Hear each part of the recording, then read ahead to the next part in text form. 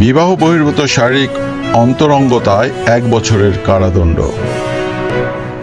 বিবাহ বহির্ভূত শারীরিক সম্পর্ক স্থাপন করলে শাস্তি হিসাবে সর্বোচ্চ 1 বছরের কারাদণ্ডের আইন করতে যাচ্ছে ইন্দোনেশিয়া।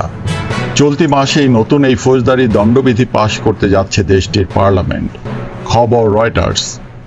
সংবাদ সংস্থাটির প্রতিবেদনে বলা হয়, পাশ হতে যাওয়া এই ফৌজদারি দণ্ডবিধির আওতায় প্রেসিডেন্ট কিংবা রাষ্ট্রীয় প্রতিষ্ঠানগুলোর অবমাননা এবং ইন্দোনেশিয়ার রাষ্ট্রীয় আদর্শ বিরোধী যে কোনো দৃষ্টিভঙ্গিকে নিষিদ্ধ করা হয়েছে। একই সঙ্গে বিয়ের আগে যৌন সম্পর্ক স্থাপনকেও নিষিদ্ধ করা হয়েছে এই দণ্ডবিধিতে। কয়েক দশক ধরে আইনটির খসড়া প্রস্তুত করা হয়েছে জানিয়েছেন ইন্দোনেশিয়ার উপ আইনমন্ত্রী এডওয়ার্ডো উমরসরে ভিয়ারেজ। সংবাদ মাধ্যমকে বলেছেন, আগামী 15 ডিসেম্বর নতুন এই ফৌজদারি দণ্ডবিধি পাশ হতে পারে। ইন্দোনেশিয়ার মূল্যবোধের সঙ্গে সঙ্গতি রেখে অপরাধ দমন বিধিটি প্রণয়ন করতে পেরে আমরা গর্বিত।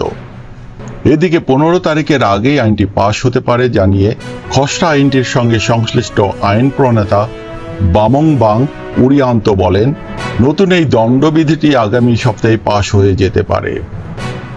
ইন্দোনেশিয়ার কয়েকটি ইসলামী সংগঠন খসড়া আইনটির প্রতি সমর্থন জানিয়েছে।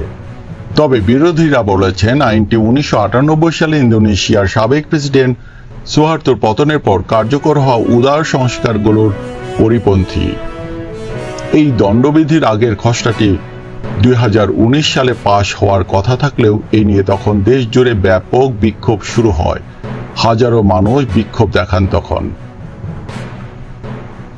তাদের অভিযোগ ছিল এই ধরনের আইন নাগরিক স্বাধীনতাকে ক্ষুণ্ণ করবে। এই প্রসঙ্গে দেশটির সরকার বলেছে, আইনটির খসড়ায় পরিবর্তন আনা হয়েছে। তবে সমালোচকরা বলেছে, খসড়ায় খুব সামান্য পরিবর্তন এসেছে।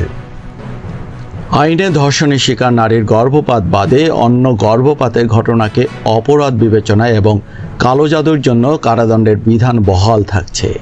সর্বশেষে 24 নভেম্বর যে খসড়াটি তৈরি করা হয়েছে তার ভিত্তিতে রয়টার্স বলেছে, বিবাহ বহির্ভূত যৌন সম্পর্ক স্থাপনের ঘটনায় সর্বোচ্চ 1 বছরের কারাদণ্ড দেওয়া হবে। শুধু ঘনিষ্ঠ আত্মীয়ের মধ্যেই সীমিত সংখ্যক মানুষের অভিযোগ করার এখতিয়ার থাকবে। অন্যদিকে এই আইনে ইন্দোনেশিয়ার প্রেসিডেন্টকে অবমাননার দায়ে সর্বোচ্চ 3 বছরে পর্যন্ত সাজার বিধান রাখা হয়েছে। শুধু প্রেসিডেন্টই এই অভিযোগ দায়ের করতে পারবেন। এ প্রসঙ্গে হিউম্যান রাইটস ওয়াচের আন্দ্রিয়াস হার্সন বলেন, এই আইন ইন্দোনেশিয়ার গণতন্ত্রের জন্য একটি বড় ধাক্কা।